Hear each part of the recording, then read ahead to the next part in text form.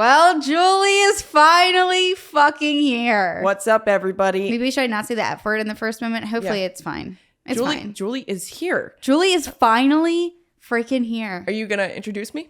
Everybody, this is Juliana Winters. She doesn't like to be called, what is it? Juliana? Juliana's wrong. Wait, did I say that? You said Juliana, I think. It wasn't something that was, like obvious to me. Okay. Shit, that's why I don't introduce people, because I'd say their names wrong. Yeah, honestly. So honestly, it doesn't fucking matter who you are. You're here and you have a whole list of shit to talk about. I do. Everybody, I came prepared. So yes, and she has stories and she has advice and she just a found woman. Yes, so deliciously wise. Everybody's going to be learning a lot from me today. So yes. I'll just start from the fucking beginning. I'm excited because a lot of this stuff you don't know. I don't know. Yeah, it's like too much to talk about. And I purposefully purposefully told you to save it. Yeah. For our episode together. Yeah, I think I overshared in the audio messages I sent you. I don't think you heard them, so I think you did a good thing. Oh, they made me laugh. I wish I saved them and could replay them when I'm in a dark place. Oh, they're that funny. Oh, I have them. I'll just save them for you. Okay, sounds good. All right, take it away for us. So, I grew up in a really... Wait, hold on. I just thought it would be funny if I said, so why don't you start at your childhood? Let's start there. So I was born right down the street, actually. I actually, just for like context, guys, I tell Julie that I always feel like so awkward saying to people like, why don't you start at your childhood? Even though that is such a crucial time. Like I believe at your childhood is really where everything is like truly formed and begins. So it's like, but anyway, not to interrupt you. Go ahead. I won't do it again. I'm going to get yelled at. Screw you. Fuck me. Okay, go. Yeah, there's your intro, everybody. Mm-hmm. So I'll start my childhood. I grew up in like a really, I'm going to talk about this a lot, but I grew up in a very like wealthy household community, that kind of vibe. My dad's a doctor. My mom is like a journalist, writer. But, I grew up in a big house in a fancy neighborhood. I, rubbed elbows with a lot of fancy people. You know what I mean? So I kind of had like an interesting upbringing in that way. Like we were the kind of family who took vacations every year. We were, just very fortunate or whatever, and that kind of thing. So this is important because things change and people change and finances do change. Yes, they do. Anyway, so I had a pretty like happy childhood. We didn't have anything to worry about really, like, listening to your episodes with Jen or Brandon and like their family, they had some pretty significant struggles. We didn't have to deal with that. So, the struggles that I did have were there, but they were different. And they were because I was like the classic rich horse girl. That's who I was. Can I ask you something? Yeah. I want your opinion on this. And it's funny because for those of you that don't know, I grew up on both sides of it in a way, because I started out with the public school and then I went to private school for a little while. Then I went back to public school. So I feel like I got a glimpse of slightly both, lives. And I had a lot of wealthy friends. Yeah. But you know how people will say it's like usually the rich spoiled kids that have like the problems with like drugs and stuff like that. Not saying you, but I mean, did you find that to be true? Like when you were in private school and stuff like that? Yeah, I think there's definitely a slew of different things that can go wrong. Yeah. And I remember we actually, like when I was at my school, we had this guy come in and talk about his drug habit. Mm-hmm. He was like an NBA player. His name's Chris Herron. So if you want to look him up, you can. But he talked about that. He said that like he's a public speaker. He goes to all these high schools and talks about drugs. And he said without doubt, the people with the worst drug problems who would always be dismissive of him were the richest kids. Yeah. Because the way he put it was like, you have everything just laid out on a platter in front of you from birth. You don't have that inherent struggle of like, food being on the table or, like really serious conflicts. So you kind of look for risks in other ways. Mm-hmm. And I think that does happen a lot in like private school, rich communities, like lots of shit like that. For me personally, no, but it definitely did happen. Yeah. But yeah, so like growing up, my parents were always really great at letting me and my sisters do whatever we wanted in terms of like sports. Like they always encouraged us to do anything we wanted. So I was a Horse girl, I was obsessed with it. I lived, breathed, not ate, but I might as well have been eating horses. Horse manure. Maybe I was eating that. Horse ass. Yes, horse. But it was like out of control, okay? Yeah. And I actually really liked horses too. yeah. I didn't ride them that much, but like I had like horse calendars and like I was obsessed with like the Mustang, and then I also like the Mustang cars. Like it was like this whole thing, but I wasn't like horse girl like you. I was slapping my ass, scalloping in the fucking playground. Okay. That was me. It's to this day so humiliating that I can barely talk about it. Maybe that's why I'm so nervous today. I'm like, oh my God, people are gonna learn this horrible thing about me, even though it's just embarrassing. Okay. I don't know why being a horse girl is embarrassing. There was a time where my usernames were like horse something. Yeah, mine was horses or like rule. Mustang 97 or something. Yeah, that's cool.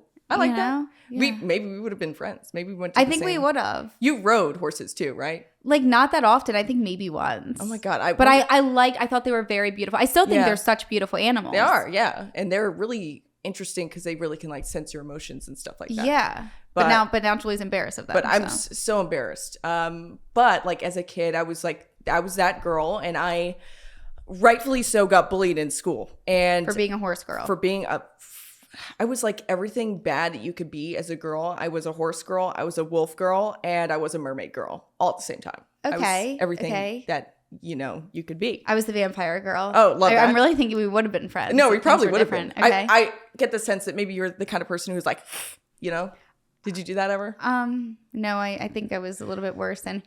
Oh, yeah. Yeah. Yeah. Okay, so you didn't. Like I took actual blood, I think. You're just biting people's necks in the fucking playground. Yes. That's good. But yeah, so I got bullied, rightfully so. I'm actually proud of everybody that ever bullied me because thank you. You made her who she is today. You made me who I am, and also you were correct. You were right. Thank you. So, I had friends, but I definitely got bullied, and like as a kid, you're still kind of dumb because you're a child. Okay, I shouldn't say that, but you're not as perceptive. Yeah, you don't have the experience yet. Right. You're young. So like, you're a kid and you kind of see like who's popular in school. And at my school, the people who were popular were the meanest kids. Like they're the people who were bullying everybody, and they're the ones who had the most friends. So me being me, I'm like, okay, noted. Right. If I want to be liked, I got to be mean. So okay, I kind of internalized that. And, also another thing I wanted to talk about along with the animal shit, like as a kid, I was so obsessed with animals and all things, wolf and horse, but mostly like at this point in my life, maybe 4th grade, I was on the internet a lot. Okay.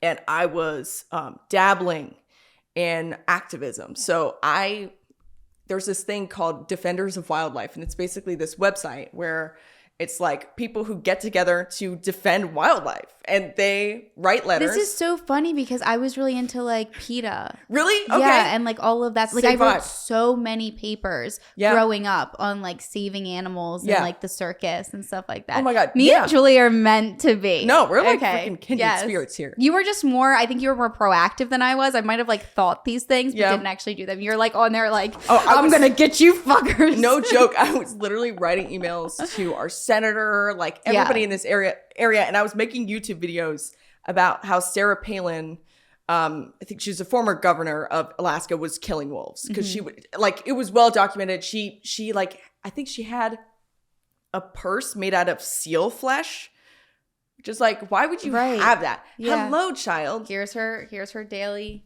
Hello, little miss. I just stared at her anus. Oh, Kitty. Show me your. Thank you for saying hi. Somebody wrote on the last video that they like wait for the cat presents. I wait for them. Mm-hmm. But yeah, so I was doing all that shit, but it was like a really important part of my life was this whole wildlife stuff. So when I hit middle school, by the way, I went to the same school throughout elementary and middle and upper, same school the entire time, and it's small school. And so the setup is weird. Be careful, child. I know, I was thinking about that. Kitty, come here.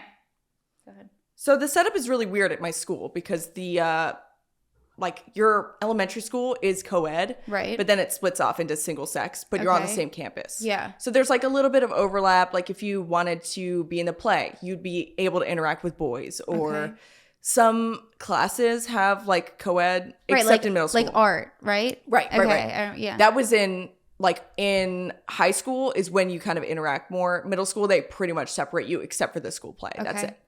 And mixers, which I'm sure you went to. Oh yeah, I did. In the day. In my little skirts. Oh, and my Hollister and Abercrombie clothes. You know, it's funny what you like at that age you think looks good to like boys and stuff. It's like, oh my God. I'm not even kidding you. And I mean, I've said this before, I think, but like I felt the most confident and hottest, I think, when I was like a middle schooler. Yeah. Like I just thought I was just all of that and a bag of chips. And I really was a bag of bones. Yeah. So.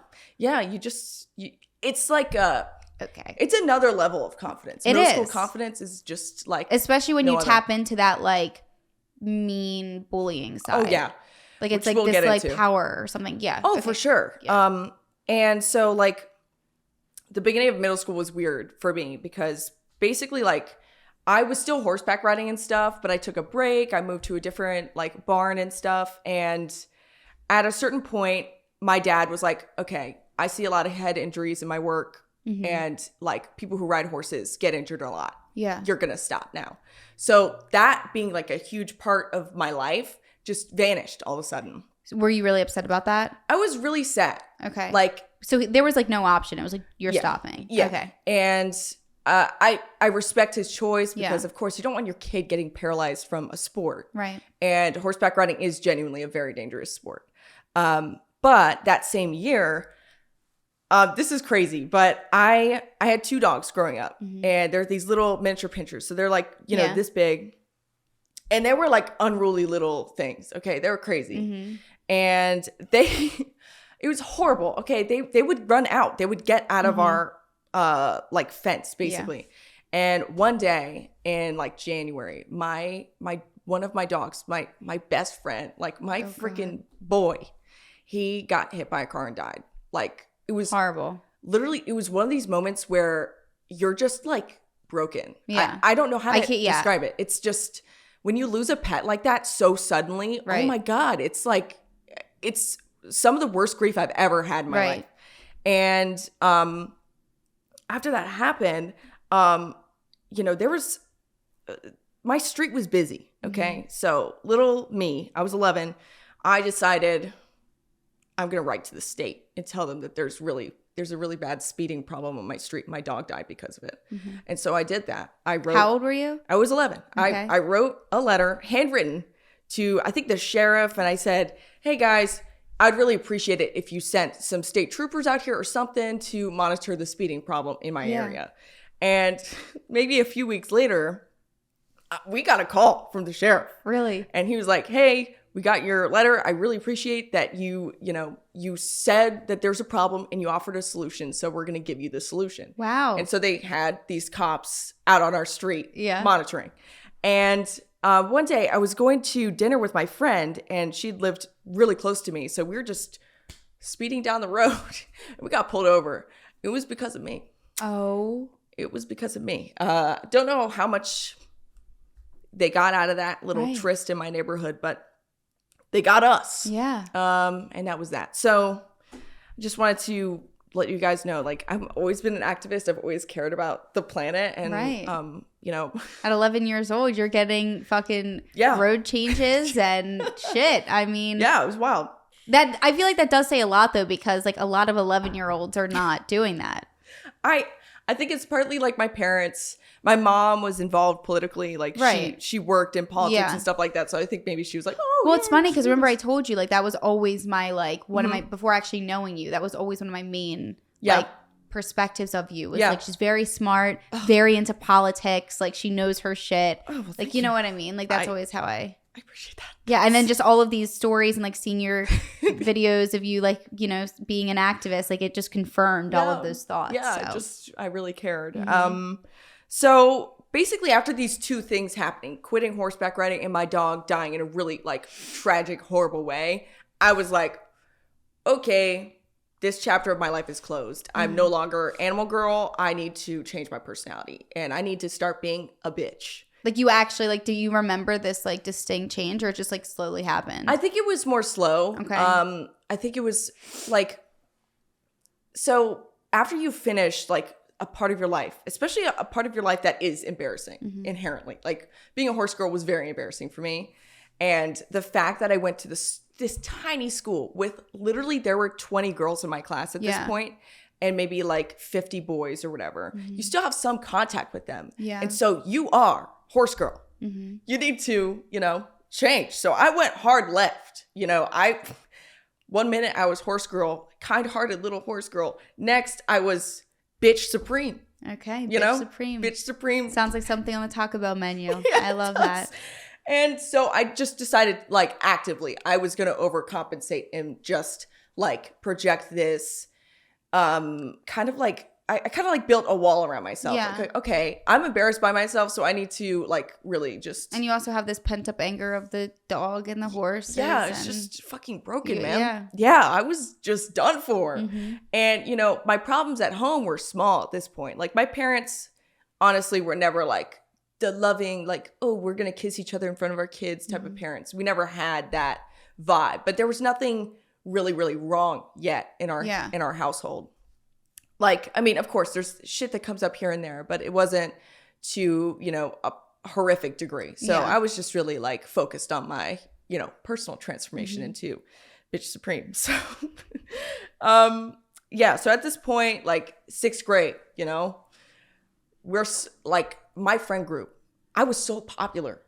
We would do these giant Skype calls where we would have like 60 people in a Skype and we would just like talk shit. We would prank call our parents. We would do all this stuff and bully each other because that's what you do as, I guess, a 12-year-old. You just bully people. Well, I was going to say, like, everything that you're saying, too, is, like, I feel like a lot of what people do, like, we did the Skype calls, we did the prank call. Like, those are all the things that I feel like you go through. Yeah. You know what I mean? Like, I feel like at that age, you're experimenting in so many different ways. You know what I mean? Yeah. So. It's just like, you're bored. You want to find something to do. And the fun shit to do is prank call, you know, whoever. Harass. Correct. Like, Hence I remember why a lot of people that harass me and us online are in their experimenting phase. Yeah. I mean, they're probably little babies. So I guess we understand. Yeah, we get it. You're bored. You need something to do. Yeah. So come at just us. take it out on us. Yeah, it's cool. We'll get over it. So like, once I would say like 6th grade was my, you know, meanest year probably. And in the meantime, like I also grew up religious or whatever. Like my parents were Catholic. We went to church. We did the whole 9. And in 6th grade, I decided I was atheist. I was like, yeah, don't believe in God anymore. Everything's bullshit. And I also decided to let everybody know. Do you think that you did that because it was kind of like pushed on you at such a young age, or do you think it was just part of this like kind of rebellious phase? I think it was more rebellion. Okay. Honestly, I did genuinely believe it. Like I was very like, okay, I genuinely believe this. I don't vibe with Catholicism. I don't but I just wasn't religious anymore. Okay. And that was that, but I also needed to express that in a very annoying and public way. Okay. And that was the rebellious part of it. Yeah. If that makes sense. Yep. So, you know, I told my parents, of course, they're like, what the fuck is going on with you? You know, they're disappointed. They're like, oh shit, we're locking this down. We're not telling anybody that you're an atheist in our family. Cause like their families are both very religious and they have every right to be no problem with that. But, you know, to them, it's an embarrassment to have a child who's like, God sucks at 11, 12 years old. So 7th grade hits. Okay. This is, I think maybe the most embarrassing of all. I was, One Direction fan like crazy. It was like half of my identity was One Direction. The other half was atheism. That was it.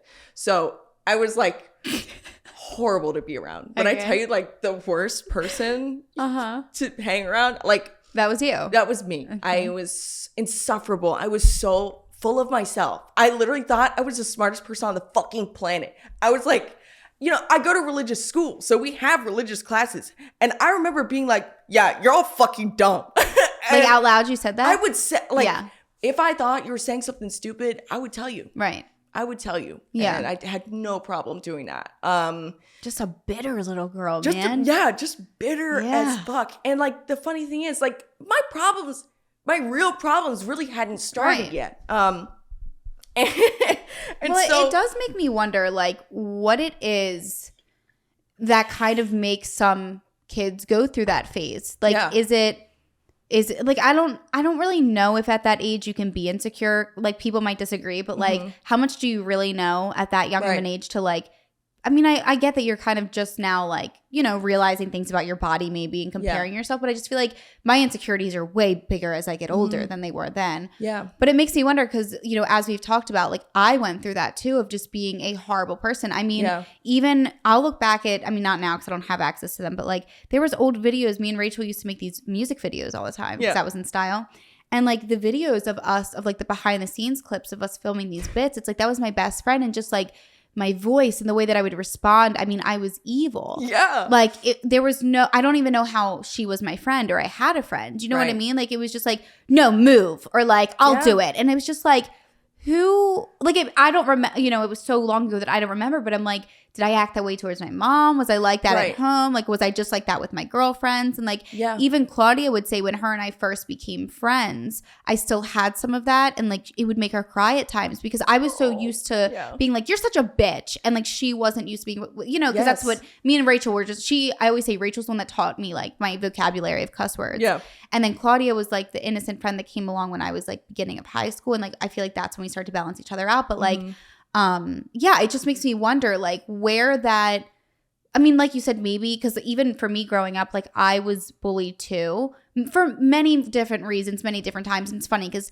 like many people would say to me like, oh, you were in the popular group or like you were somebody that everyone knew. And I was like, okay, maybe that's true technically, but like I also was targeted. Like people would like, I would post a more scandalous photo. People would like make fun of it or say something about it, make that known. Like people were saying I was like a slut of the school. People, because I was trying shit out before other people. So it's like, I don't know. You know what I mean? It's like you can be well known, but you can still be bullied in a way. And I feel like it makes me wonder if what you said was true kind of in my case too. Like when you said growing up, you saw that the bullies were like the popular ones, so you must become that to get that attention. I had like no idea protecting yourself almost. Yeah, so it makes me wonder if I was a cunt because of that too. But maybe, but to continue, literally, it's very possible. Yeah, I feel like it's almost like a defense mechanism, right? And like I don't know about you, but going to a very small school where everybody's kind of at each other's throats, it's almost like it's like kill or be killed. Yeah. So everybody's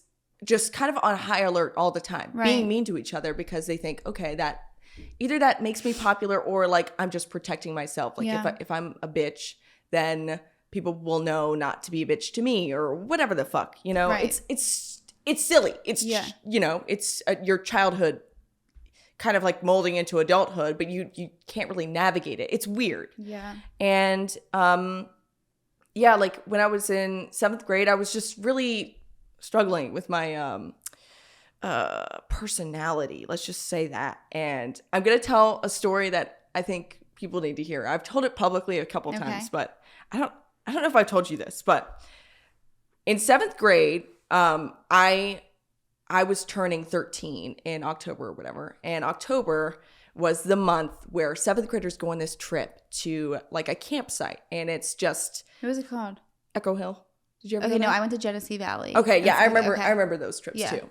We never took those, but similar vibe. So you go to this camp, you're under these like bug nets. It's just like not good. And so it's a 5-day trip, and the final day was my birthday. So the Friday that we're leaving. And that entire trip, I did not take a shit. Couldn't.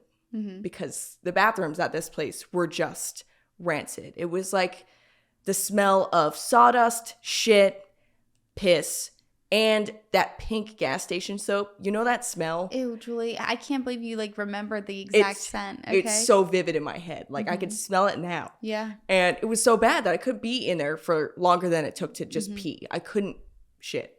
And it was so bad that some girls were literally like going to the bathroom in the woods. Like they weren't.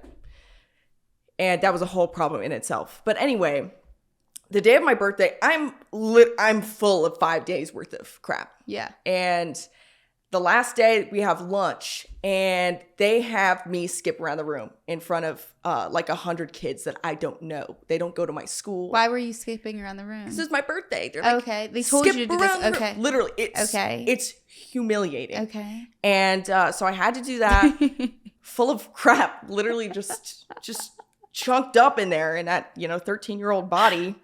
And then I finally get home, okay? I thought you were going to say you shit your pants when you were skipping.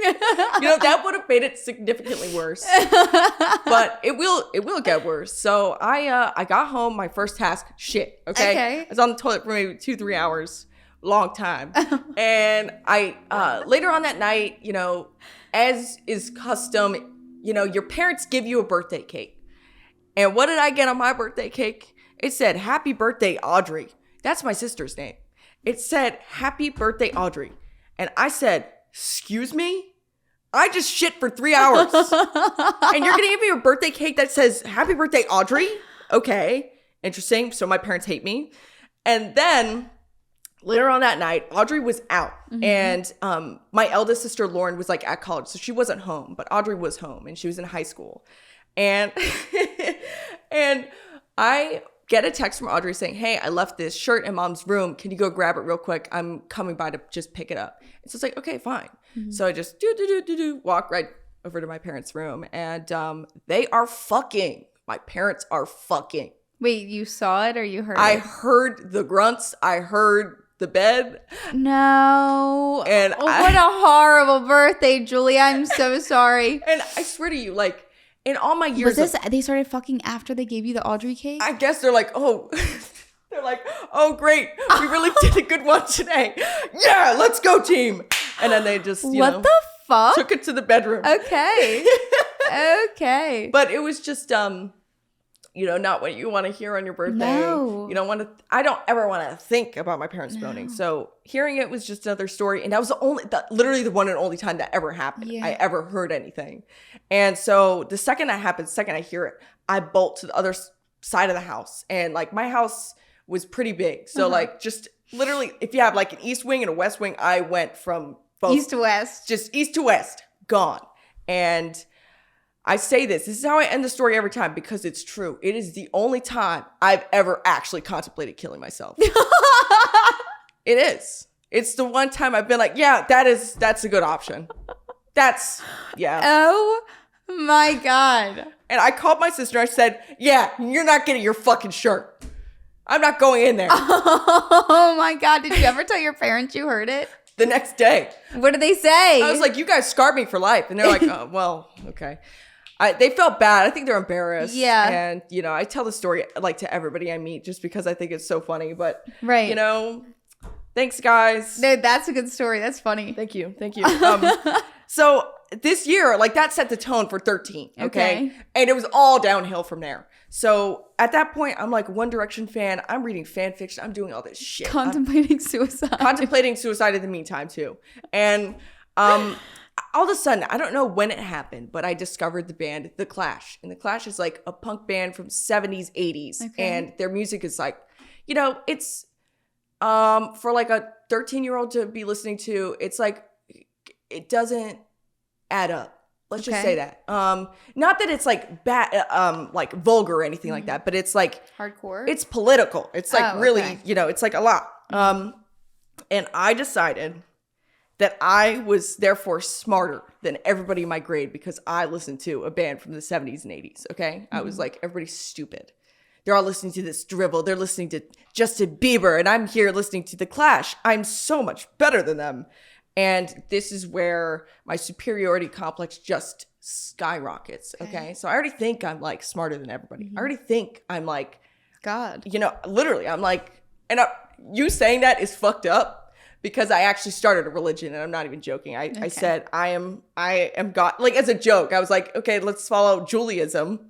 And I called myself John. And this is so fucked up. Like, it makes me sound like such a narcissistic piece of shit. I mean, there was definitely a little twist in the brain, and that just was, it was something. Just a wee bit of a twist. I will say, to, give you the benefit of the doubt, children are very creative. Yeah. And I think that you just had a very creative mind. Active imagination. Yes. For sure. I think you had this, you just wanted this power and control. I did. And you wanted to rule the people. I did. I just saw myself as a leader. I needed to, make sure everybody knew that I was Make sure there was never again a horse girl, too. Correct. Mm-hmm. Yeah, I was massively overcompensating for that this entire time. Like, half of this is just wanting to not be the horse girl anymore. And so, when I'm in seventh grade, my parents' marriage starts to hit the rocks a little bit. And, I'm just starting to see a lot more conflict at home. And so, to me, I just sink further into, this, I am superior, I am this, I'm that, because I just felt so horrible being at home. Mm-hmm. I'd spent as little time as possible as I could at home. I would, always be over at friends' houses or just doing something else, trying to put my face in a book or just do something else that wasn't related to, hearing my parents yelling at each other or whatever it might have been. And me and my sister Audrey, we really didn't get along at this point. So we weren't buddies. We weren't hanging out all the time. We had lived very, very separate lives. And so it was just, not the best time ever. Yeah. And I remember I think this was 8th grade. So I'm still very much in this phase of not, accepting the fact that shit was really going wrong. I was still very I was avoiding it. And in 8th grade, I remember my parents' marriage got really, really bad. So they're fighting kind of constantly. And it stopped. Well, okay. I don't know if people are going to relate to this. I think they might. But to me, it wasn't sad anymore that my parents were fighting. It was annoying because to me, in my head, I'm saying, okay, clearly you guys aren't getting along. So what are we doing here? Just break up. And I remember one time they were fighting, just yelling at each other for whatever reason. It never went past yelling, by the way. But, they were arguing. And I remember I was doing my homework and I screamed at them from the top of my lungs, take it outside. I don't want to have to listen to this anymore. Just go. Because if you're going to keep doing this, let me do my homework in peace. And that was just kind of the vibe. My sister was also in high school. She wasn't around that often. So I heard a lot of it. Obviously she did too. But, it's okay. Just overwhelmingly annoying to me. And, by the time I was graduating middle school, everything was over. There were some, extracurricular activities taking place on my dad's part. And right when I was graduating was the decision that my mom made to separate and kick him out. And so, as that was happening, I'm honestly relieved because I'm okay, it's finally over. I don't have to listen to this anymore. And I know it's better long term. I know this is the right thing for them to do. Obviously, in a lot of pain over my parents' marriage just dissolving in front of my face. And, when you have a parent that, takes part in an act of betrayal, I mean, your view of that parent is completely different. Maybe even for the rest of your lives. But it definitely takes a toll, on your relationship with that person. Well, because I think that's the first form of respect that you kind of see is how your parents treat each other. And then also if you see one of them do something like that to the other, because I don't think that they, and this is just people in general, but when you have kids and something like that is done, it doesn't only affect you and the partner you're with, it affects the kids too. Oh yeah, for sure. Yeah. And it hurt. It's almost it's done to both parties in exactly. a way. Yeah. And you're seeing your parents just complete their marriage just disintegrate. And that is a huge life event. Yeah. I've always tried to avoid saying that it is because it is such chump change in comparison to other things that happen in people's lives. I'm not going to pretend that my struggles aren't admittedly a lot easier to deal with than somebody else. Like, that is just fact. Like, the worst thing I've been through is what I'm about to tell you. And, you know, that's just, I don't know. I don't want to play comparisons or anything like that, but you know what I'm saying. Yeah, I do think too, though, kind of like what we were saying, you know, as people, what affects, and it could be something so simple, but what affects one person horribly might not affect anyone like at all, even 1%. So it's like, at the end of the day, like, I feel like a divorce could affect someone just the same as like losing a family member. Yeah. Like, it really just depends on how somebody, you know, handles those kind of things. But, you know, when you're a child at any age, I think anything that you go through is going to have an effect on you, and just sometimes more than others. So like, you know, even though it might not be that big of a struggle, or it might be more of a common thing that happens, it doesn't mean that it didn't like have a serious effect on you and hurt you. You know what I mean? Yeah, you're exactly right. And I appreciate you saying that. Of course. So this is like April that my parents are split up, and my dad's still living at the house and stuff, because I mean, it's a quick transition. You can't just like move like that. Yeah. And other shit was going on that I'm not going to get into just because it's not my story to tell. But parents separate April. I graduate like May or whatever. And my dad's father starts rapidly declining in health. Just like it was like a blink of an eye and he was gone. And, you know, we're kind of fresh off of this new situation we're in. So I had to drive down to the funeral with my dad, and my sisters and my mom went separately. And I remember, like, this is like the first moment where I was like, oh, fuck, this is over. Because, you know, after the funeral, we were all kind of gathered outside the church and, you know, kind of just talking with everybody. And my dad really didn't acknowledge us, like, at all. And we're just there like any of the kids. It just kind of felt like, okay. Yeah. And it was like that moment that was like the gulf between us and him was just like gigantic. Yeah. And that was the moment where you're like, okay, this is over. Right. We're no longer a family. And, you know, not long after that, my mom's dad starts declining in health also very rapidly. And he passes away like a month or two later. So separation, death, and then high school. Cool. So it was just like a lot at once. Yeah, it was a clusterfuck. It was a lot of things. Just it's like when it rains, it pours. That was that situation. And you know, you don't even have time to grieve the first thing that happened. Like, I didn't have time to just process. My parents are separating. You know, there's this big rift between me and my father, and okay, then 2 deaths that I have to also process at the same time. It's too much. Like, my brain, I literally could not handle it. So you get into high school, and I was like mega bitch at this point. You know, I did like, one thing I wanted to mention to you is like, I wasn't even consciously mean. It would just come out. Yeah. It like became who you were. Yes, literally. It was like, you're miserable.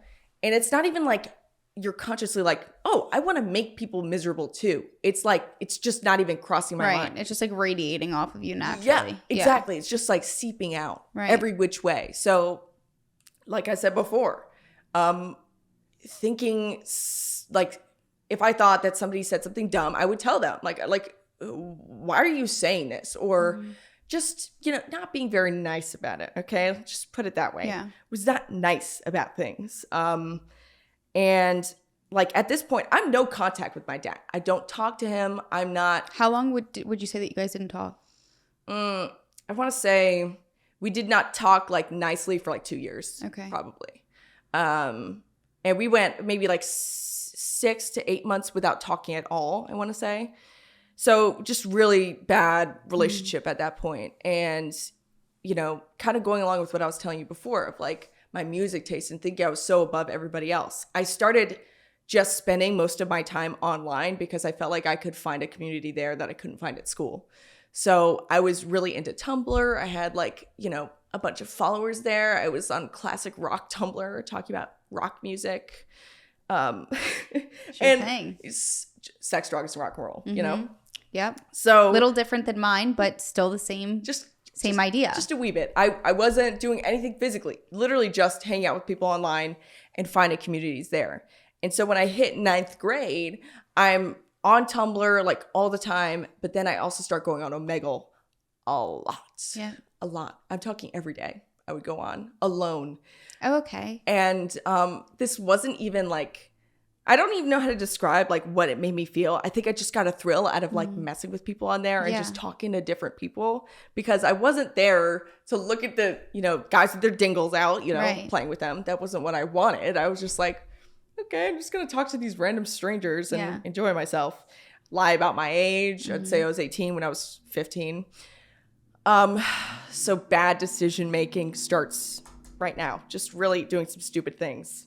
And I started acting out in school. Like, you know, one thing about me is that my entire like scholastic career was very, very put together, very much following the rules. I never, ever, to this day, I've never cheated on anything. Like, I did not do that, but I acted out in other ways. So when I was in 9th grade, I literally had beef with my teacher. Like I was like that too. Yeah. I was just like mean to them also. Yeah. And I really felt like I was justified because, you know, there's this one day in class where I think I'd missed a class or something, or I was late, something like that. And she had told me to like do what everybody else is doing. She's like, open up your textbook either online or in person and like look up this term. So I was doing it on my online textbook, and then she screamed at me for being on my computer. I'm like, you literally just told me to do that. What are you talking about? And she sent me to the back of the room to do it like with a physical book. So I did it. She yelled at me again, and I yelled back. I was like, yeah, I'm going to do everything you say because I'm the lowly student and you're the teacher or whatever. That's like pretty much exactly what I said. I don't even know why I said it. Like, I was just really pissed off at her. And I ended up having to deal with her every single year. And we really did not get along. Yeah. She would just say things that really upset me. Not even upset. I was just like, why are you saying this? Yeah. Yeah. Which I'm sure you can relate to. If you had beef with your teachers, you kind of know. It's like, yes. I was really bad. I think I told you there was a teacher that she would always try to be nice, but she annoyed me. And I remember that I was just like, oh my God, I always would cuss up a storm. I still cuss up a storm to this day, but surprisingly not as bad as I used to. But I remember that I was cussing, and she was like, Devora, if you cuss one more time, you're going to go to detention. And I looked at her right in the face, and I was just like, fuck. And I got detention, and I didn't care. But like, I was just like, I didn't like people telling me what to do. I think it's just like, like I was telling you before, it was probably like this sense of power and control. Totally. You just didn't want people to run you. Yeah. It's just, I don't know, when some people are just I'm also very resistant to being told what to do for whatever reason. I don't even know where it really comes from, but I definitely have that. Where it's like, if I thought that something was just like out of the question, dumb, or like just made no sense. Like what she was telling me made no sense to me. Like, you're screaming at me for doing what you're not just going to take it. Yeah, exactly. Yeah. And think I'm going to take this, bitch? Yeah, and I got accosted for that pretty bad. And so like that is the year where I was just really doing too much online, and I decided to get a Tinder. And at the time, Tinder wasn't only 18 plus. So all you needed to have to be on Tinder was a Facebook account. That was that. And so you could be 13 and be on there. Okay. You just couldn't match with anybody like 18 and up, I think. So I would go on Tinder and I would just like mess with these boys and talk to them or whatever. And so would my friends. Like I had two friends where we were always just doing this stuff, and we thought it was so funny. The Omegle stuff started it all. Yeah. And so, you know, we're just doing that day in and day out. And then all of a sudden, Tinder comes up with this rule that you can't be on it if you're under 18. So we had to find a new way to have access. Did you make like Facebooks that were above 18? You know, that would have been smarter. Okay. But I mean, actually, I feel like I remember one time I tried to make a Facebook in secret before I was 13, and I got in trouble for that because my parents found it. But so there's this app called Scout. I don't think you've ever used it because no, I don't think I've heard of it. Nobody knows what Scout is. If anybody in this comment section actually knows what Scout is, I will be shocked. It's literally the worst app ever created. And it's basically Facebook Tinder, everything rolled into one app, but it's all location based. So you can see anybody's post. Nothing is private, nothing at all. And people just use it to talk to like, you know, the opposite sex or whatever. And not necessarily the opposite sex, but use it to flirt. Okay. Right. I just have to say that you could tell how comfortable she is because she's never come up on the table this many times. And now she's just lounging. Hi. She's like, I need to be with my ladies tonight. I know. She's so her cute. Aunt. I'm your aunt, my child. Aunt. It's aunt. Aunt. You're her aunt. My aunt. Okay, so you're on the site of everything in one. Yeah. So just going all in. All in, lying about my age. Give me any virtual dick that's possible. Literally, like it's pathetic because like when I would actually get those things, like if I got a dick pic, if I got anything like that, I'm like, I don't want it. Yeah. But I'm like, yeah, I'm cool enough to get one. So it was just like I own you now. Yeah, it's just an attention thing. Yeah. And so, you know, it started off as me being honest about my age, honest about myself. And then it started, you know, quickly going to, I want to interact with people older than me. I want to interact with old men, like 30 plus. And I was 16. I was lying about my age. I would say I was 18 when I just simply was not. And so I would mess with these people. And I got myself into some trouble. Okay. So like here and there, the way that this app worked was just, like I said, people would just find your profile. I think it would basically like notify you if like somebody new in your area would like make one or something like that. It was weird, but people could find you really fast. And if you're like a good looking girl, a lot of men are just kind of. Yeah, they're going to reach out. Yeah, literally just flood your DMs. And so got a lot of that. And I remember there's this one guy who's being really strange. Okay. He just kept sending me these voice memos and I revealed to him at some point that I wasn't actually 18. And, you know, I'm not looking to date. I'm not even looking to meet these people. I'm literally just doing it to like get some entertainment. It felt like a game. Yeah. Which is fucked up in and of itself. But he started screaming at me and he's like, through his voice memos, he's like, this is entrapment. You're a piece of shit. Like, you suck. I'm going to report you to the police. Like, everything. He was really threatening the shit out of me. And I was like, that's fine. I'm going to keep doing it anyway. And, like, the amount of people that I would communicate with on a daily basis, like, it's fucked up. Because I would say, I am 16. And they would not give a fuck. Yeah. They wouldn't. So what were your conversations that you were having with these people? I mean, it was usually just like sugar daddy, you know, vibes. Okay. You know, but like, did they ever give you money? No, never. Okay. And I never even said anything. I was not gonna do anything. Right. It was just there for entertainment purposes. Exactly. Okay. And I knew people who did actually meet, take pictures or whatever for these people. Yeah. I never crossed that boundary. And I'm really grateful I did because I feel like I know I would have really regretted it. Yeah. Plus, it's really unsafe. Right. And so I know that there's a lot of girls out there who still do this and like seek this attention. But I'm telling you, if a man, when you say I'm 16 or anything below 18, if he goes, no big deal, he's a fucked up person. Yeah. You can't be like cool with that. You just can't. It's gross to think about, like the kinds of people I was really speaking to.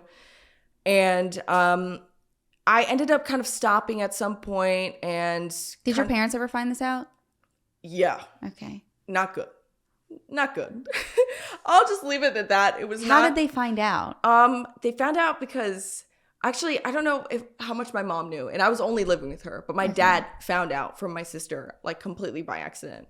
Because she had caught me texting with like I want to say he was like 27, something like that. I was texting with him and, you know, she saw like, who the fuck are you talking to? And she was really worried about me. So she ended up telling my dad and I got a text from him and it spiraled into an argument with his girlfriend. It's a lot. So I'm not going to go there today, but it was, you know. So did you delete the app after this? I don't remember if I deleted it after that. I don't remember when I deleted it. But when you were ready, when I was done, when I was bored. Right. But yeah, there's this one guy that, you know, I mentioned to you before, but he so fucked up. Okay. So his profile on Scout, this is before I deleted it. Everything was sparse. So no picture, no real name, but he was like 27 and his name on the app was like Barry. It wasn't his real name, but that's what he called himself on the app. And we struck up kind of a friendship. He wasn't weird. He was never overly flirtatious with me.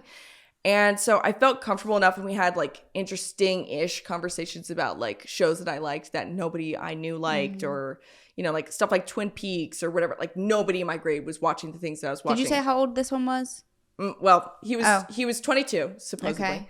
And something, okay, this is kind of fun or whatever. I don't know what he looks like, but I think there's something attractive about that mystery. Like, you're like, okay, I don't know what he looks like. I'm never going to meet him. Who cares? So, you know, I eventually he reveals to me that he's 27 and that's not his real name. Barry is not his real name or whatever. And I'm like, okay, whatever. Which is very stupid of me. But I ended up not talking to him anymore because I'm like, fuck this guy. Okay. Like, this is weird. Yeah. I knew it was weird. Right. And so I was off the app. I was on the straight and narrow. Okay. I was just being good. I was being, you know, no more online dating for me. Right. And, he ended up finding my friend's profile, and he knew that we were friends because maybe I was in a picture of hers or something, but he recognized like me through this girl, and he DM'd her and he said, you know, Julie, I basically like, I want access to her again. Like, I want to talk to her again. And somehow, some way, I said yes. And I decided to give him my number or whatever. Yeah. So we started talking again, and we talked literally for years. Like,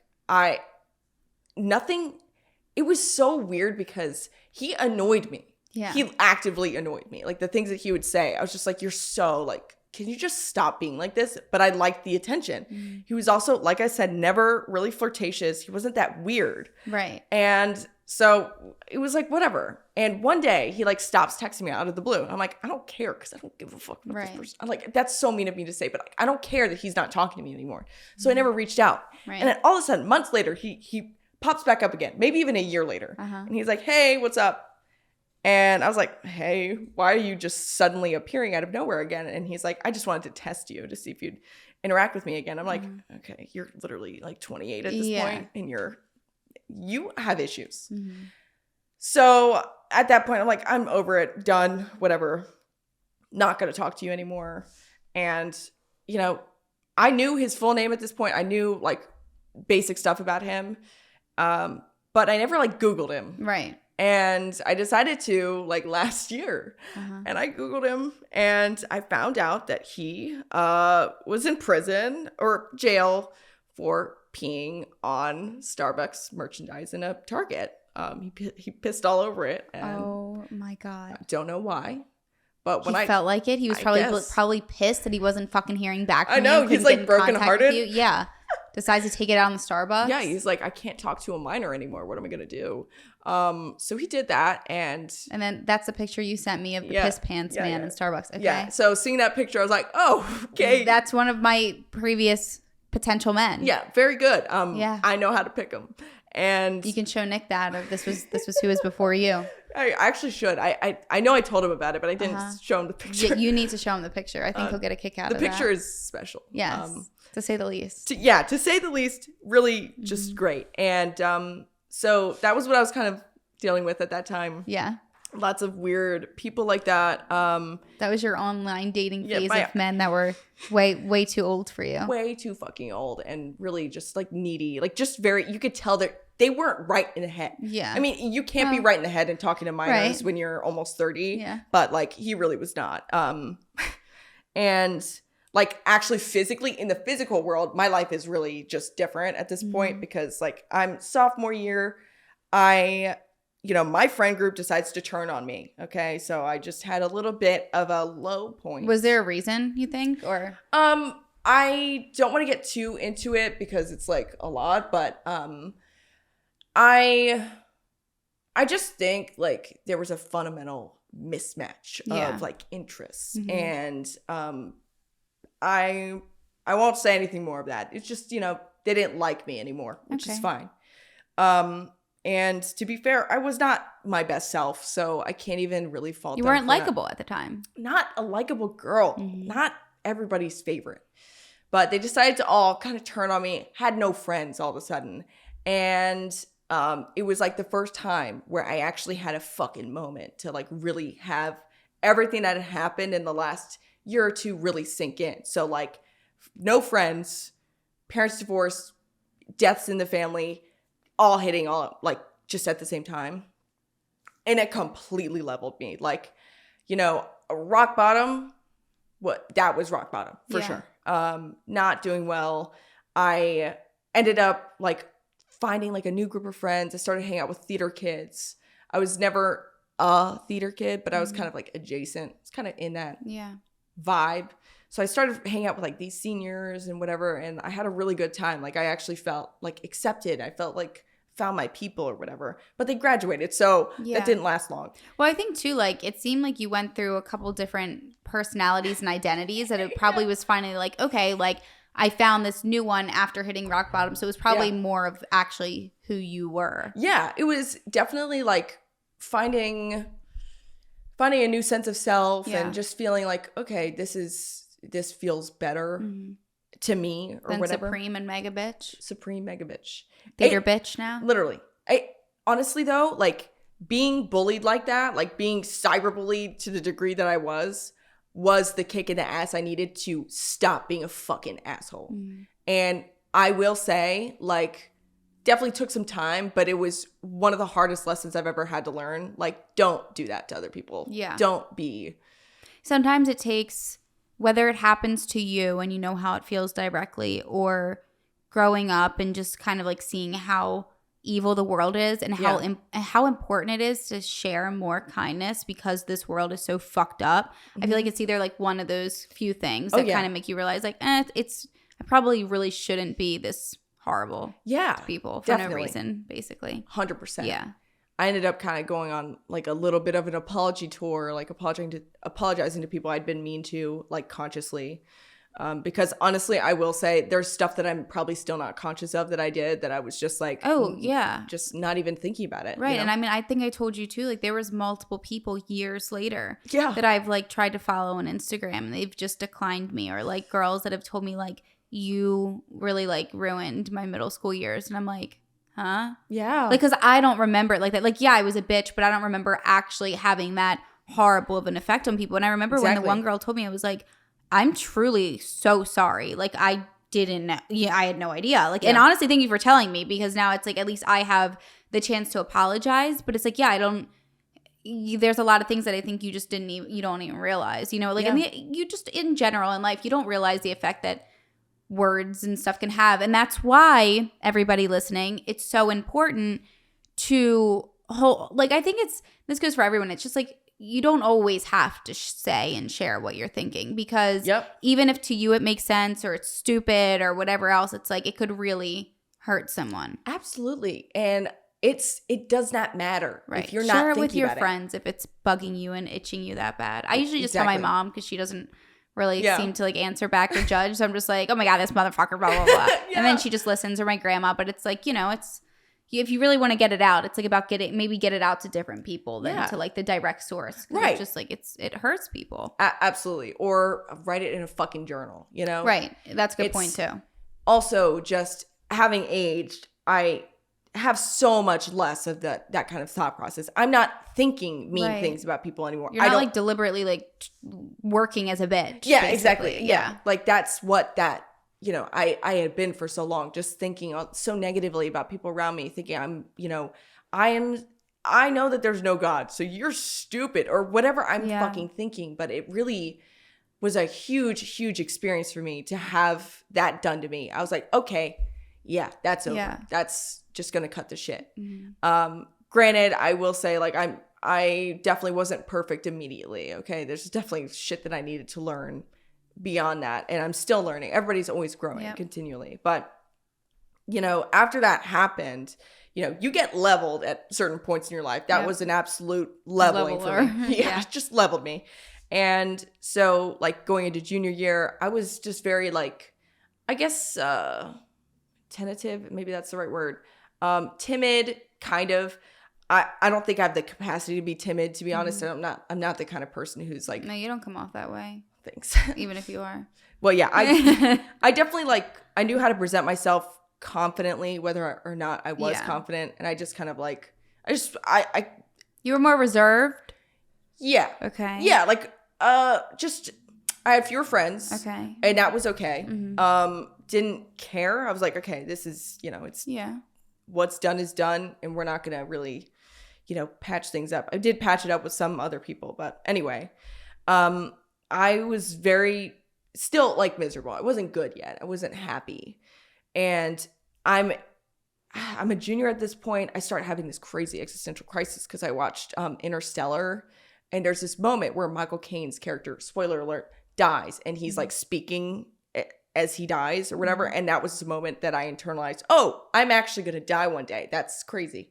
And I literally would just stay up all night, every night for like 6 months. Could not sleep. Was just constantly thinking about, oh, Julie, you're going to die. Remember that. Death, death, death. That's all I was thinking about, which is really not good. Started smoking, started like, kind of taking more risks with people. I was not a partier throughout high school. Never went to one. Like literally never went to one except once I hit it. Once I hit junior year. Yeah. Was not. Right. Not into that scene. And I smoked weed like a lot. I hotboxed in a car. Cool ass bitch. Don't watch this. Anybody in my family. So I hotboxed in a car or whatever. And I had a fucking freak out. I experienced something called derealization for the first time in my life. And it's basically where your surroundings don't feel real. Like whatever you're experiencing in that moment. Yeah, that happens to me every time I smoke too. Yes, exactly. Like I know we've talked about this before. Very scary. It's so scary. And like the first time you feel that is a very just like mind-blowing experience in a way. And not in a good way. No. And that just completely like altered my partying life. I literally so short-lived. This is like the first party I went to. It was pretty much the last. One and done. And after that, everything was like kind of fine. I decided to run for like student body president. So I got that. Great, cool. I was president of the school senior year. So every morning at 7 a.m. I had to be up and so happy to see everybody and speaking publicly every single day. And that was a lot. Yeah. I did not like it at all. I really had a hard time because you know me. If I'm not happy, I can't act like I'm happy. Right. I have a really, really hard time doing that. I can act semi like, okay, whatever, but I can't put on a smile if I'm not. Right. Jazzed. I don't know how people do that. Like, I am not good. If I have something in my mind that's negative or I'm upset, I am so bad at not showing that. Oh my God, I know. Like, I don't know how people can just put on this face of like, hi, and just act like everything's fine and dandy when it's not. I suck at that. I know. It's incredibly difficult. I wish I was better at it. Me too. That would make life a little bit easier. Yeah, it would make things like a little bit less transparent for the audience here. As you guys know, we hate each other and like our interactions fake. You can just tell. All fake. Hate. Yep. Anyway. Loathe. Loathe. Stop that. I'm sorry. That's so funny. So I guess I decided to like smoke again right before the year started. And I had another derealization experience. Only thing that was different this time is that it didn't stop. So right before I'm supposed to be in front of everybody every fucking morning, I experienced a pretty significant change in my mental health. Okay. Yeah. I hate talking about it this way because it's so like, I dealt with this. But you did. I did.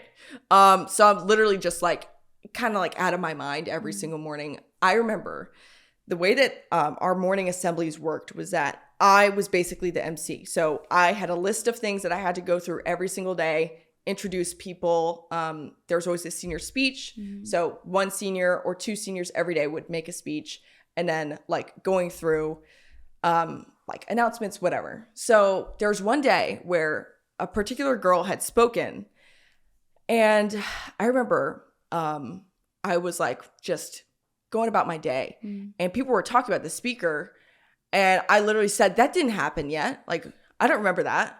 It happened that morning. Yeah. And I literally was not awake. Like, I don't know what happened. Yeah. But I was not there. And that was a moment where I was like, okay, I seriously have a really bad issue. Like, yeah, something's wrong. Don't know what's happening. Started going to therapy again. I mean, I'd been to therapy. Do you think that was from smoking? I do. I think it triggered something in me. I don't think like I don't know. I've done some research on it, but it's like kind of confusing a little bit. Okay. Because derealization is like, I think it's like a form of dissociation. Yeah.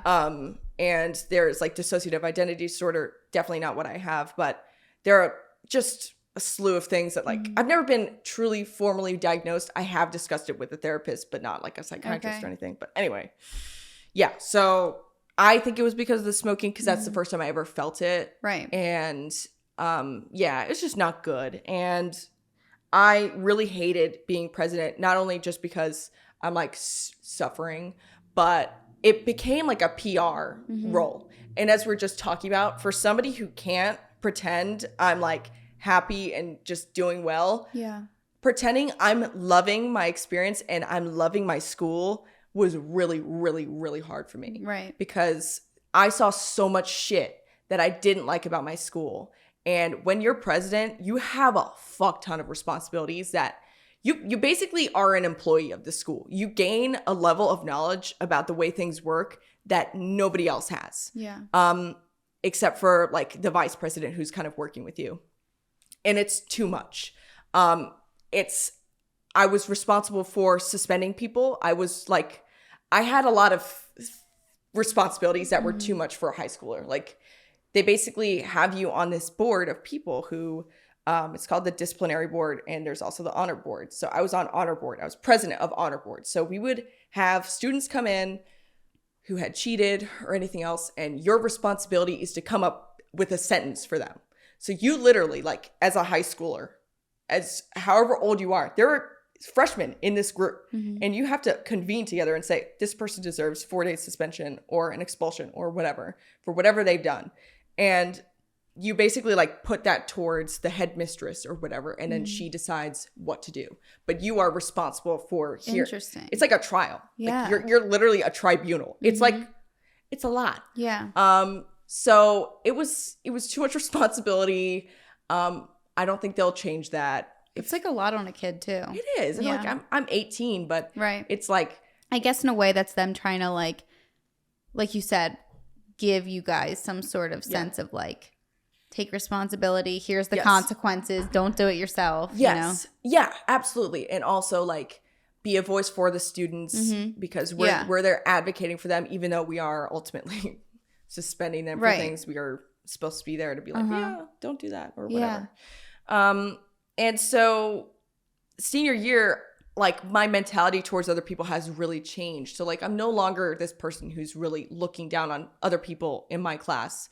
My senior speech was about how I'm atheist or whatever, and how I learned to stop resenting or thinking of other people as dumb because they don't think the same way I do. That's a huge thing in my life that I really value. Like if you have a different opinion than me, I'm going to hear you and I'm going to listen to whatever you have to say. Right. And you don't have to agree, but that's why, everybody in this world is going to have different opinions. Right. And that's okay. Yeah. And I think it's called decentering, but it's basically that practice of saying that everybody has a different experience in their life that makes them think the way that they think. Yeah. And it's important not to invalidate that unless somebody's somebody's opinion is like directly in conflict with somebody else's existence, like something hateful. Something that is hateful or Yeah. Says it's okay to kill people or whatever. But like in general, people are going to have different opinions and they're going to have, and that's just endless. Exactly. Endless. Yeah. And for a long time, I'd been that kind of person who was like, okay, you don't agree with me? Fuck you. Fuck you. You're dumb. We're done. And you're dumb. We're dumb. Yeah. Fuck you. Yeah, literally. And by this point in my life, no longer like that. I really like hearing other people's opinions. And still to this day. Yeah. It's one of my favorite things. I like to learn why people think the way that they think. And it's interesting, too, because you learn different perspectives. I used to kind of be like that, too, where I just didn't really care if you didn't agree with me. But now it's like, I don't care if you don't agree with me. I just want to kind of be social and talk. So, so give it to me. Yeah, absolutely. And I think that's a healthy way to go about it. But yeah, so like God, senior year was a fucking blur, but basically it was a blur because of the weed just took a toll on your fucking your brain, my and drug it was just, use just really took a toll. But yeah, so I'm like stressed out about everything. Life is just not, going my way. At a private school, the emphasis in a private school is go to a good college. Mm-hmm. That's what you're supposed to do. Your parents send you to this fancy place that costs however freaking much, more than a lot of colleges this school costs. That is true, yeah. And the expectation is that you're going to go to a place that's equally as prestigious. Hello, little child. Let me just put my asshole in your notes. Stop, she's so cute. But I had like a goal in mind, and honestly, throughout my entire education, I'd been very set on like I really wanted to go to MIT for a little bit. I wanted to be a scientist. I wanted to be an astronomer. But then reality set in, and I said, "Oh, I don't know how to do math." Yeah. And I decided, okay, not going to happen. What's my next best interest? Oh, I like politics. I guess I'll study that. And I started touring schools or whatever, and I decided on Tulane, which is a really like prestigious but also heavily party school in New Orleans. It was my dream school. I had like nailed my interviews and stuff like that. I'd done a really good job with all the rigmarole of getting into a school, and I got in.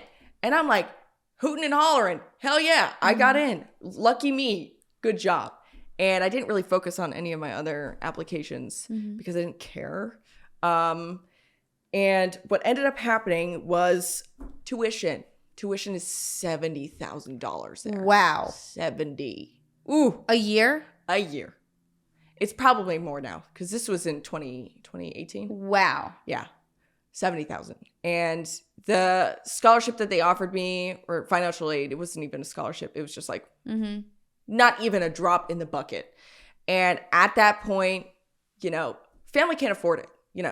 It's too much. Yeah.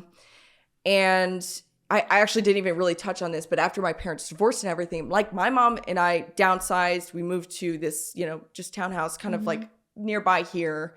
And like my dad was completely like different town entirely.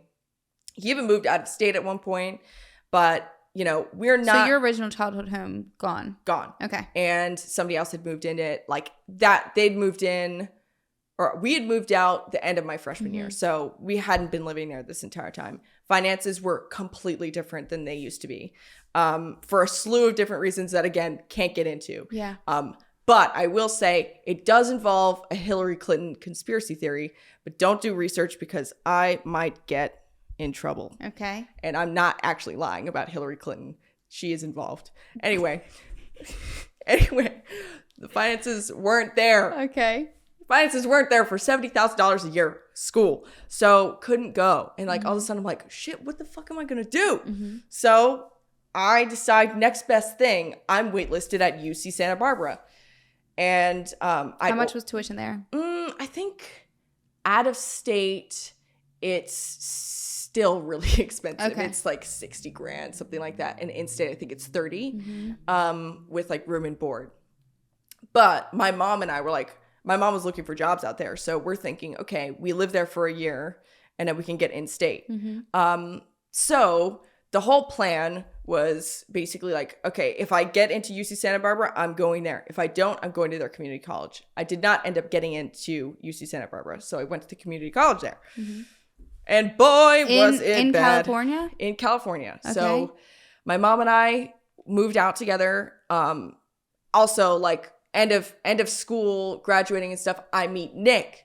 And we hit it off. We're in a relationship or whatever. Because at that time, I don't know if you remember this, but Nick had told me this, so you might not have even heard it. But like Nick, Brandon, Corey, and like the JBP team was thinking about moving to California or whatever. Okay. I think Nick was honestly just not making it up, but I think he was like making it seem more realistic. Yeah. Okay. Because at that point I decided I was moving and I wasn't looking to get in a relationship. And I'd been on Tinder again. And here's where another story comes in, or actually a couple. I'd been on Tinder again. I'm sorry, I'm like really just talking your ear off. No, it's good. I like it. I'm learning more about you. God damn. So back on Tinder. God, this is a lot. I'm finishing school at in like May at my school. You're not graduated yet technically, but you are like free. You basically don't have to come into school anymore besides exams, and then you're also starting an internship. Like it's a 2-week long internship that you do at the end of school as a graduation requirement. That's it. So I was basically working for a congressman. I was like, my life was just, it was like looking up. Things are cool. And I'm about to finally be done with school, whatever. So I get back on Tinder because I no longer have the responsibility of being Miss Goody Two Shoes. Because at my school, another thing about being president was like, they sit you down and they tell you, if you do anything bad, you will be like fucked for life. They literally tell you, like, all eyes are on you. And if anybody sees you drinking, if anybody sees you doing anything. That's how everybody makes it like that. That's why they say like change your Facebook name before college. Yep, exactly. So like that entire year, I didn't do anything. I didn't have a Finsta. I didn't do just shit. Right. They told us to delete Finsta, by the way, which is like hilarious. It's like, okay, it's just a private place to vent, but okay. Anyway, I'm back on Tinder and I am communicating again with old men. This time I'm 18 though. I'm like This time it's legal. And I'm like, my birthday's in October. I'm like well on my way to being like 19, okay? Anyway, so I'm communicating with these like 30, 40, 50-year-old men. But this time I'm really like focusing hard on just like messing with them. I'm not even remotely thinking about like dating, whatever. I'm just having fun. And I got into contact with like a couple of different people. There's this one guy who was in a cult and like that was his bio. And I was like, wow, that's really interesting because I am like just so fascinated by them. I would watch all this stuff on Scientology and whatever. So I decided to talk to him and oh my God, like he told me everything about this cult. It was super interesting. He sent me articles, blah, blah, blah. And I just saw my text with them the other day because you were just digging up dirt on yourself. Yes, I was digging up dirt on myself for this show.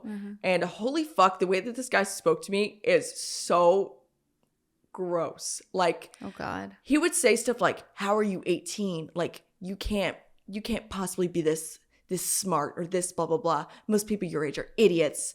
And then I guess he was moving at the time. And one of the texts he sent me, he was like, I'm so glad that I moved. I literally would have fallen for an 18-year-old. Like, oh my God, ew. You're in your 30s, sir. Stop. Did that scare you at all or not really? You just didn't really care? You're just in it for a good time. I think it did scare me because I did stop talking to him, but I was just interested in his cult experience. I didn't want the fucking baggage. I don't want to date. I just want to know the ends of the cult. I know. I just want... Just come on. Just give me information. Please, just give me the information. I don't need anything else. It was like a real life documentary for you. Yes. Yeah. Exactly. I was just doing research. And so that was too much. At the same time, I got into contact with another guy who was literally the most aggressive person I've ever spoken to. Yeah. And this guy would just send me like message after message. He'd also like in his bio said like, okay, if you're interested in money, I can do that, like that kind of thing. And I'm like, okay, oh shit, I want money. I'd always thought about getting a sugar daddy, but I never had the balls to do it. Couldn't. It's a lot. It is a lot, and I knew that I would just not be good at that. I can't. It is a very like even. I mean, I've shared my story, but like even for someone like me that I feel like was more open and experienced in that kind of stuff. It still was a very regretful feeling for a while. Yeah. Like it was just this gross feeling of just like, why am I doing this? But then I like, once you get the money, then you're like, but I want to keep getting the money. So you just keep, it's probably where my OnlyFans career started. But anyway. No, it's good. It's good. Yeah. But yeah, you know what I'm saying? It's just like, oh, it's the thought of actually having to do the things that they want you to do. It's like, it's a lot. I feel like there was nothing that you really like felt in your life that you like gave you that push of like, I need this, you know what I mean? Like, that's true. Like no matter what, we never really like truly struggled, even though things were different. We weren't going through like a massive financial upheaval. Like I'm so grateful for that. But yeah, like just this guy was really aggressive, okay? And he would offer me money, and he lived very close by, and he would tell me kind of like where he lived or whatever. But he would not tell me his name. Like, he wouldn't give me his full name. He would not tell me any details about himself. Yeah. And it was fucking weird because, I mean, I feel like it's kind of obvious why now he's not telling me these things, because he doesn't want me to just go and expose him or something, because he's trying to get nudes out of an 18-year-old. He was so aggressive and so fucking weird that like he did this thing where every time I was basically saying no to him, like getting nudes out of me or something like that, he would say, I'm just getting out of a breakup. I don't have time for games. Why are you acting like this? He was like so sensitive about it. Yeah. He just kept talking about his breakup and how upset he was about it. I'm like, I don't care. Yeah. Give me the money. Right. Whatever. And eventually he sends me this text. And after I say no again to sending him, you know, pictures, and he's like, if you use my name, likeness, or anything about me to expose me, I am going to take legal action against you. You cannot speak to me this way or whatever. And he's like, I am a very important person. I'm very like, I'm prominent, blah, blah, blah. Googled him. I found his stuff recently. He doesn't exist. Like, I don't know who this guy thinks he is. Yeah. Maybe he's in the fucking FBI. Okay. I don't know. Right. But he would not tell me anything. He was just so fucking weird. So I decided I was going to take a picture that like my friend had sent me of his brother and just sent him this picture. And I said, the real reason I can never meet with you is because this is me. I'm not who I said I was or whatever. And he freaked out and he blocked me. And that was that. Wait. You took a picture of his brother? So I had another friend. Okay. Who I was texting about this whole thing because it was just so like wild to me. And he was like, oh, here, send him this picture and say like you're catfishing him. Basically. Oh, okay. So not his brother, like a guy. Okay. Another guy's brother. Got it. So that's what I did. And then he flipped out and blocked you. Yeah. Okay. So it's cool. And then like around this time, maybe a month, 2 months later, I meet Nick and whatever. Yeah. Everything's good. And for the first time in my life, I'm like, okay, like I'm actually really interested in this person and they make me feel comfortable. I'd had literally, I want to say thousands of conversations with men. Like at one point I had like 3,000 matches on Tinder or something. I was a fiend. I would like every single person. What is that called? Like you were like a Tinder junkie or Tinderella? Something. Yeah, something. So you were something along the lines. Just insane. I was a Scouterella. I was a Tinderella.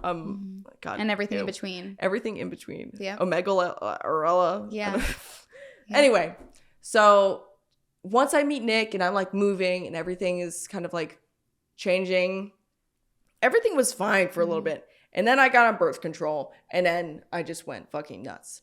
And when I was in Santa Barbara at school, like Nick and I were long distance. Things were like really, you know, exciting in terms of our relationship, but also I started experiencing a lot of like insecurity, anxiety. Like I just felt so bad about myself all the time. And I think it's all because of birth control, because I did not look bad by any means. I didn't I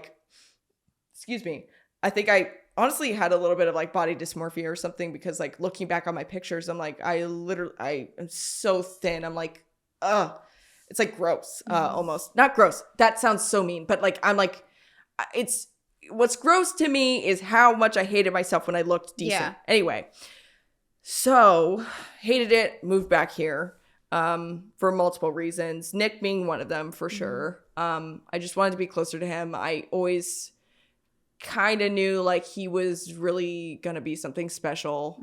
Because in all the conversations I'd ever had with a guy, nobody ever made me feel the way that Nick did. Right. They were usually, pretty much most of the time, they're after something. Well, you also finally found someone that was in the proper age range. Yes. You know? So that only 5-something years older than me? Yeah. Still, she was still obviously always into older men, so. No, funny thing is that when I was on Tinder at this time, I just randomly selected 24 as like the youngest age I was willing to date.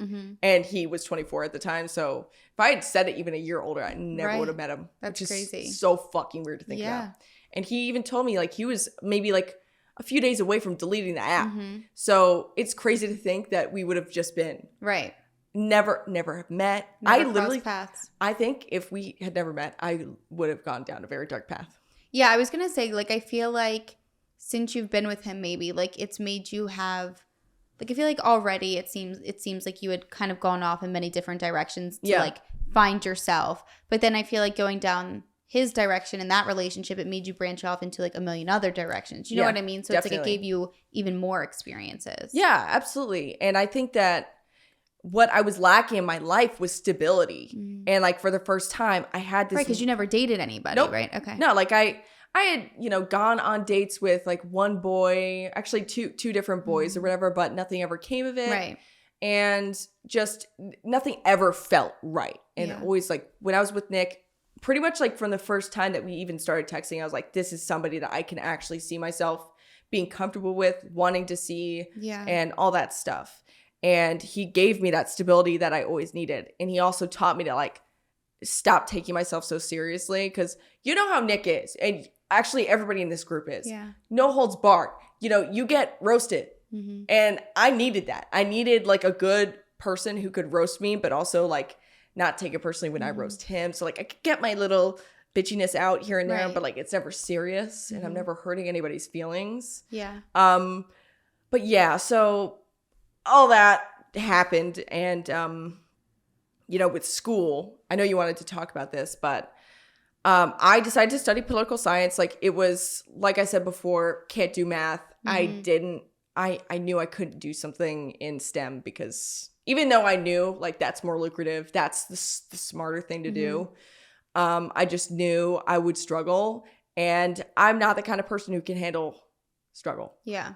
Just can't. I don't want to feel stupid at any point. Right. So if I'm in a class like where I feel stupid, I am out of there. Right. And that's only really happened once. And guess what? It was a fucking math class. But political science is like one of these degrees that is very oversaturated, and there's a lot of people who do it. No hate to anybody who does do it. Nothing wrong with it. It is a genuinely interesting subject. That's why I took it. That's why I decided to major in it. And, school was mostly a lot of like, just here's some shit, just memorize it or whatever. Like, who cares? Write a paper. And not much of substance. I only had maybe 3 classes that I really feel like I got so much out of, and I will never forget. And they were all political philosophy classes. Those were the best ones. But I just graduated. I have not found a job except for this. Woo! Hello. Yes. But seriously, I mean, it's fucking hard. Yeah. Like, what? Go ahead.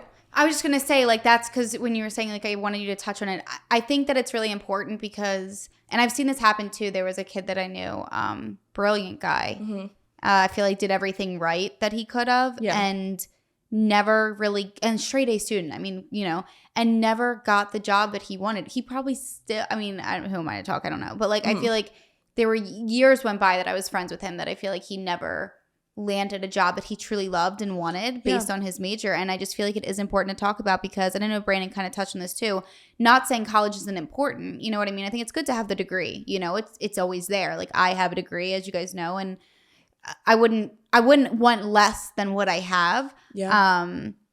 But yeah, it just, the truth is it doesn't matter how smart you are sometimes and how big of a degree you have. I think unless you're maybe going like the nursing or doctor or something path where it's like this continuous like work and in school until you basically are just like thrown into a hospital or something. It's like, I don't know, you maybe won't start out exactly where you want, but you're kind of, it's this like ladder effect. Whereas I feel like with these other majors, it's like you can apply, but you're probably not going to get the job you want, or you're probably going to have to work in a job that has nothing to do with your major. And I felt like that's why I wanted you to touch on it, because I just feel like that's something that happens to so many people. And like you said, we're taught that, if you go to college, you're going to get a good job. You're going to get paid well. But that's not always the case. No. And it's also important for people to realize that times are changing so much. And it's not the same anymore of like, I feel like you don't have to follow that like path that has been put out for us for so many years. Yeah, I definitely agree. I think the important thing is like connections. Connections are, it's all in who you know. Literally. It's so true. And I've always known it was true, but like, I know, right? The older I get and the more I see it, it's like, wow, this world's fucked up. Yeah. If you know the right people, you'll get to where you want to be. And if you don't, well, have fun struggling until you possibly do or possibly don't. Literally, like fuck you, basically. It is 100% who you know, not what you know. Yep.